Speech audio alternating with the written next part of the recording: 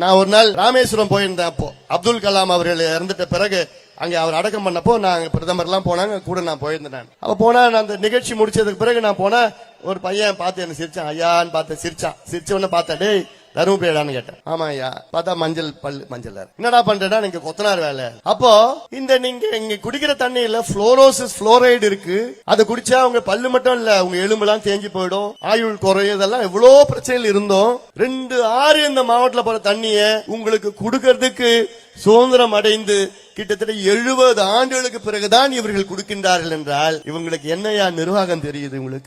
உங்களை பத்தி என்ன அக்கறை இருக்குது? இப்ப பார்த்தா அந்த 2வது திட்டம் கொண்டு வந்திருக்கணும், அதை இல்ல, இப்ப அதை 3வது திட்டமா அறிவிச்சிருக்கிறாங்க. ஒரு பேருக்குன்னு வெறும் அறிவிப்பு தான் வந்திருக்குது. ஆனா அதுல 7000 கோடி அறிவிச்சிருக்கிறாங்க. ஒகேனக்கல் கூட்டு குடிநீர் திட்டம் 3, அது 2 தான், 3 அறிவிச்சிருக்கிறாங்க. அதுல 7000 கோடின்னு சொல்லியிருக்காங்க. 7000 கோடியில 8400 கோடி. அந்த 8400 கோடியில மத்திய அரசு கொடுக்கிறது 2400 கோடி, தொழில்துறை கொடுக்கிறது 500 கோடி, தமிழ்நாடு அரசு கொடுக்கிறது சைபர் கோடி. தமிழ்நாடு அரசு ஒரு பைசா கொடுக்கல, மீதி ஜப்பான் ஜைகா கொடுக்கறான், ஜப்பான்காரன் கொடுக்கறான் மீதி பணத்தை. அந்த ஜிஎஸ்டி மட்டும் தான் இவன் காட்டுறான் தமிழ்நாடு அரசு. ஆனா சொல்றதெல்லாம் நாங்கள் ஒகேனக்கல் கூட்டு குடிநீர் திட்டத்தை கொடுக்கிறோம். எவ்வளவு பொய்ய சொல்றான், எவ்வளவு பொய்ய சொல்லிட்டு இருக்கிறான்.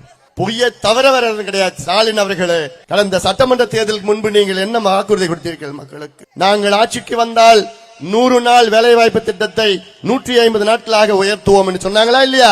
அதாவது இந்த 100 நாள் வேலை வாய்ப்பு திட்டம் தமிழ்நாட்டில் 85 லட்சம் பேர் பதிவு பண்ணிருக்காங்க. அதுல 75 லட்சம் பேருக்கு தான் வேலை கிடைக்குது. இந்த வருஷம் 45 லட்சம் பேருக்கு தான் வேலை கொடுத்திருக்காங்க. அதுவும் எவ்வளவு நாள் திரும்ப கொடுத்திருக்காங்க? எவ்வளவு நாளா இருக்கும்? வெறும் 9 நாள். வெறும் 9 நாள் தான் தமிழ்நாட்டில் திமுக அரசு இந்த ஆண்டு அந்த 100 நாள் திட்டத்தை கொடுத்திருக்காங்க. 9 நாள். ஆனா சொன்னது எவ்வளவு நாள்? 150 நாள் கொடுப்போம். எவ்வளவு பெரிய பொய்ய சொல்லியிருக்கின்ற ஸ்டாலின் அவர்களே. இருக்கு உங்களுக்கு, இந்த தேர்தலில் இருக்கு உங்களுக்கு. நாங்கள் ஆட்சிக்கு வந்தால் கல்வி கடன் ரத்து, நகை கடன் ரத்து, விவசாய கடன் ரத்து. உங்களை ரத்து பண்ண போறாங்க மக்கள். எவ்வளவு பொய். நாங்கள் ஆட்சிக்கு வந்தால் நீட்டு தேர்வு ஒரே வாரத்தில் ரத்து. நீட்டு தேர்வு ரத்து பண்ணிட்டாங்களா? நீட் கையை நீட்டு தான் தெரியும் லஞ்சம் வாங்குறது. நீட்டு தேர்வு எல்லாம் அதுக்கு 1 கோடி கையெழுத்தான், இப்படி 10 கோடி கையெழுத்து. தினமும் வசனம் பேசி என்ன தமிழ்நாடு மக்கள் முட்டாள்களா, ஏமாளிகளா அப்படின்னு நினைச்சிட்டு இருக்காங்க 2 பேரும். நிச்சயமா கிடையாது. நாங்கள் ஆட்சிக்கு வந்தால் அரசு வேலைகள் 5.5 லட்சம் வேலைகளை நாங்க நிரப்புவோம். 38,000 வேலைகள் நிரப்பியிருக்கிறாங்க. கொடுத்துல புதுசா உருவாக்கல, நிரப்பியிருக்கிறாங்க. இப்படி நாங்கள் ஆட்சிக்கு வந்தால் தனியார் தொழிற்சாலைகள் வேலை வாய்ப்பில் 75 விழுக்காடு உள்ளூர் இளைஞர்களுக்கு நாங்கள் கொடுப்போம் என்று சட்டத்தை கொண்டு வந்தாங்களா? நாங்கள் ஆட்சிக்கு வந்தால் மாதம் மின் கணக்கெடுப்பு நடத்துவோம், மின்சார கணக்கு மாசம் எடுப்போம். அப்படி இந்த யோசனையை சொன்னதே யாரு? பாட்டாளி மக்கள் கட்சி. நாம சொன்னோம்.